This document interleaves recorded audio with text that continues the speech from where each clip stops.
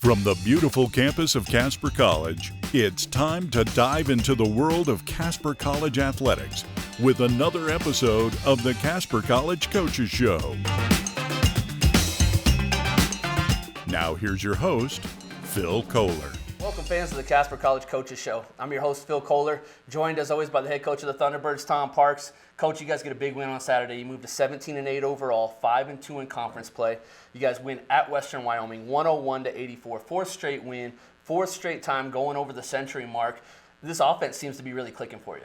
Yeah, no, it is. We've got guys shooting the ball really well, but I think we're playing like good basketball on the offensive end, making sure guys are in the right spots that they need to be in. Guys are making the extra pass to get, our best shooters the most open looks. So it's been fun. It's been fun to be on the sideline and witness it. So yeah. Well, talking about guys making big plays, let's start. You guys go about the first 15 minutes of the game are back and forth the whole way. They come out shooting the ball pretty well. You guys are shooting it okay. But there's one possession with about 5 minutes left in the first half.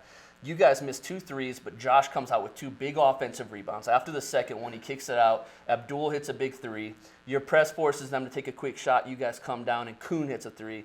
Another bad shot from them, and then Abdul comes down and hits a 3. And just like that, you guys go from down 1 to up 8.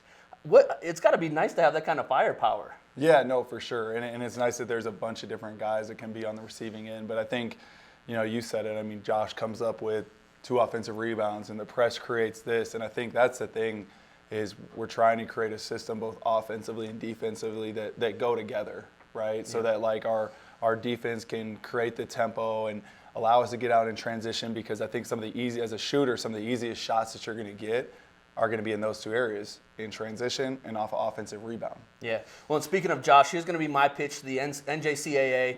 We've got to find a way to create a new stat for Josh EJ. And we could call it the Josh EJ stat, right?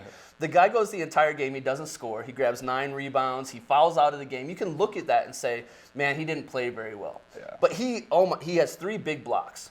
Of the 3 blocks, 1 in the first half leads to a Darius jump shot. 2 in the second half that both lead to Darius and ones. And then there's a technical foul included on 1. Josh sets it all up. I mean, as a basketball fan, you love to see guys that score it. But, man, Josh does so many other things that help this team win. Yeah, and one of those plays was kind of funny because they have a really athletic kid on our team, and he played really well, the Eddie McPhee kid. Yeah, good player. Sure. And he goes, I think it was like a 2-on-1 or a 3-on-2, and he's going up, and someone on their bench yells, "Dunk him!" And Josh is underneath the basket. And Josh just like erases the shot. And then that was one of the one that led to point. I think it was to the Darius's layup and the tech. But Josh is like smiling at their bench. I call Josh over, and I'm like, "Josh, like, what are you doing?" Like, I never seen him talk trash to another opponent. And he's like sitting there, and he was smiling at their bench and saying something. And he's like, "Coach, I wasn't talking trash." It was crazy, but a couple of guys were cheering for me. And it was just kind of this thing. I just think, but I think if you look at like benches on the NBA, I mean, it was an incredible play, right? Sure. I think basketball players like have a level of respect for elite basketball plays, right? And I think it was just one of those plays like they're used to this guy dunking on everybody, and Josh is like, nope, like give me that. But yeah, he impacts the game so much, and I think the beautiful thing about Josh is after he doesn't care if he scores 0 points, you know what I mean? Yeah, sure. He doesn't care if he scores 20 points. Yeah. He doesn't care if he has 10 blocks. He doesn't care if he has 2 blocks. Like, he's the same guy every single day, regardless of what his stats say, and his impact on winning is the same every single day, regardless of what his stats say. Sure.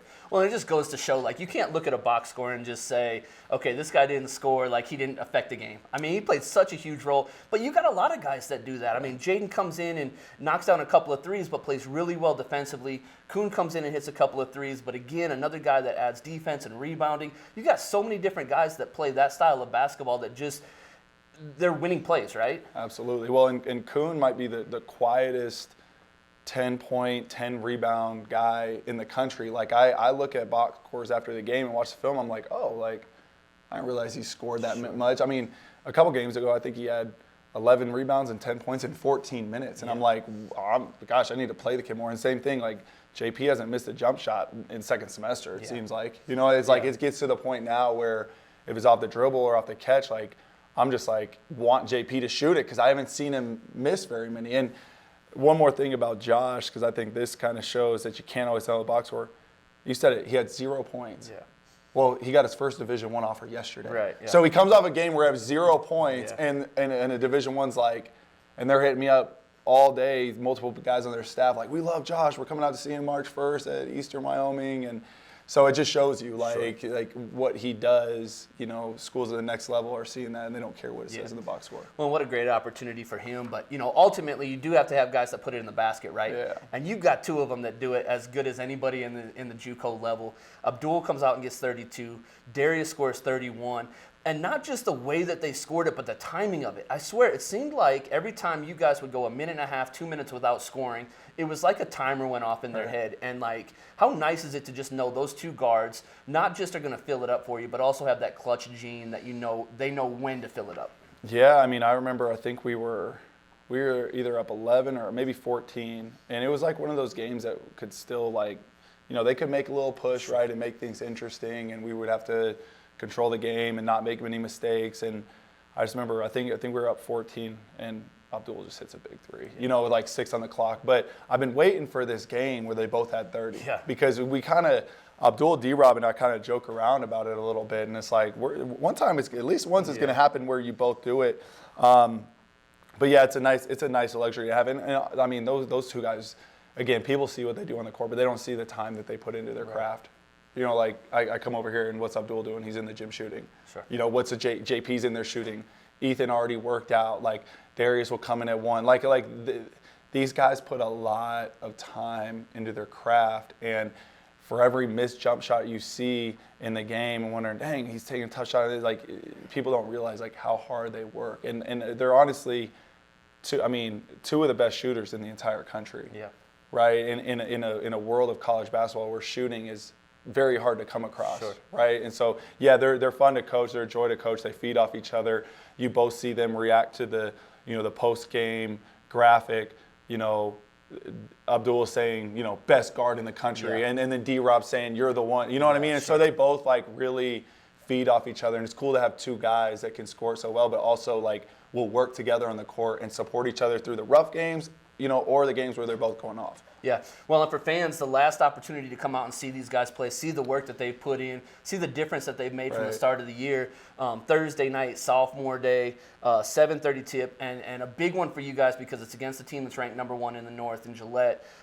First off, talk about these seniors a little, or these sophomores, I guess, a little bit. You got Darius, you got Jaden, Dre, Kuhn, and Malik. Talk about what those guys have meant, both the 3 returners and also the couple of new guys that you brought in as well. Well, I think that's kind of the interesting thing for me is I've got 3 guys that I inherited off another team, which I don't think people understand the importance of that small core group. Anytime there's a new coach and you have, you know, guys from a previous staff that were recruited, played in a different system, like those guys are really important because they know a little bit more from a school standpoint of what's going on, but basketball-wise, they have to be bought in. They got to change. They got to do something different. And then I bring 2 guys, Malik and Josh, you know, from State College of Florida. Again, like, my heart obviously is in a different place with them, being able to coach them longer. But at the same time, like, what you need from everybody is to be bought in, committed, and coachable, and take all these different pieces and be together. And you had a guy like Kuhn, you know, who honestly, like, is another guy that just, again, like, every piece has been very important to our team. And if you take Kuhn out of a game here and there, maybe we don't win that game, right? Based on plays he makes, based on rebounding, you know, and it's just been, this group has been some of the most fun I've ever had coaching, regardless of what the record says. It's like every day in practice, they bring energy, you know, almost to the point where it's like, I think sometimes we have too much fun at practice, but I mean, that's a big thing for me. And I think other college coaches would probably walk in my gym and be like, what is going, like, coaches, they're trying to meet before practice and they keep jacking up half court shots. But for some reason, our guys have fun doing it and we try to get somebody to make it. And it's like, why am I going to get upset over something like that when they're having fun? And so I think that they've just really done a phenomenal job on and off the court and represented, you know, Casper and Casper College and their own families and their own backgrounds, and it's just pretty cool to see everyone come together, and it'll be fun to have a game dedicated to them and honoring them. Sure. Well, and those 3 guys, you know, the 3 guys that are returning, obviously they won a lot of basketball games here, and they've given fans a lot of things to cheer about here. So Casper is certainly appreciative, especially of those 3, but all 6 of them really have come in and like you said, embodied what Casper is. So turning our attention now to the actual game, Gillette, again, it's going to be a good one. It's been 1,457 days since Gillette has come down here and played a Region 9 game in Casper. Right. You know, Region 9 is better with Gillette in it, and you knew coming in, like, Sean Neary's coming back to coach them. You knew that they were going to be talented. He does a great job of recruiting. He gets a great job of getting his guys to play hard. What can you expect to see from those guys for the second time around? You know, I'm just really excited because just the matchup. Sure. You know, it's fun, kind of a renewed rivalry. You know, 2 teams that traditionally, you know, when Gillette was a part of Region 9, you know, 2 teams that were always at the top of the North. And so it's kind of fun to be sitting here 1-2 and, you know, again, kind of just starting that second half stretch. And it's another home game. But I think it's fun when you're playing a group that's so talented. And they're very talented. I mean, the Jaden Witter-Watts kid is averaging 20 a game in conference, shooting 60% from 3. Yeah. And I'm watching them play Central Wyoming, and they just have some guys that can do some things that not a lot of guys in the entire country can do. Sure. You know, and you said it. I mean, Sean Neary does a great job in getting them to play within the system and to play hard. And, you know, he allows them to play free and make choices, you know, but they're never going to stop playing. And I think we saw that in our first game. It was 11 ties, 11 lead changes. Yeah. You know, both teams went on big runs. And so I think it'll be a fun and exciting game, you know, regardless of what it says. Obviously, we want to win that game, and it would be big for us. But I think it's just anytime you have this opportunity, I mean, you don't have that many on the schedule that are like this where you're at home and you're playing a really, really good team, and there's a lot of stuff, you know, conference-wise on the line. Yeah, they're 21-3 overall. I mean, that says enough right there. Undefeated in conference play at 6-0. Last time you guys played them, like you said, back and forth. You guys had the lead 30 minutes into the game. What's going to be the difference this time? What's going to be the one thing that you feel like could put you guys over the top? Obviously, having the home crowd at your back is going to be a little bit of it. Yeah, I mean, I think it's funny. We, as coaches, we really I guess, make things a little too complex than they need to be sometimes. Sure. And we have all these things we talk about and write on the board. And really, like, when you look at it, I think it's really simple what we need to do. I mean, we need to get back in transition and stop them in transition. They play really well fast. We need to do our best to keep the ball out of the paint. You know, both driving and feeding the post, but also probably the biggest one is limiting them to one shot, you know, which is part of keeping the ball out of the paint. You know, they're a very good offensive rebounding team, so just trying to limit them to one shot, and then we just need to take care of the ball on the other end. You know, I think there's like 4 keys that if we do those things, you know, and we're the better team in those areas, I think we can win the game. Yeah, and easier said than done against such a good team. Yeah, for sure. But, Coach, a heavyweight battle for sure on Thursday night, 7:30.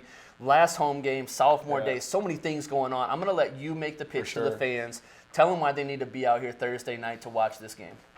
Well, I think just it's for the sophomores. You know, it's for 6 guys, 3 of which have been here for 2 years after this year, and have put a lot of time and work and dedication into being a student athlete, you know, being committed to the community, the academics, and also the amount of time they put on the court. I think it's just right that people come out and show up. You know, obviously it's a big game, but I think at the end of the day, like, we're going to watch these 6 go on and do really big things at their next school, and like, let's give them one like final ovation to celebrate them and what they've done here at Casper. Absolutely. And I would say those 3 guys especially, the definition of playing for the name on the front of the jersey, right? I mean, we're all here playing for Casper, and those guys embody that. And so we're excited. Thursday night, 7:30, Casper College in Gillette. Big one for you. Make sure you come out here and support these guys at Sweet Erickson Gymnasium. If for some reason you can't make it, make sure you check us out on the live stream. I'm going to be on the call for that game. Again, Thursday night, 7:30, Gillette College. Coach, best of luck to you. Go out and get another one here and keep that momentum rolling for us. Appreciate it. Fans, remember, always shoot for the stars, because even if you miss, there's always a chance for an offensive rebound. Thanks for joining us. Cool. That was sweet. Good job, man. Yep.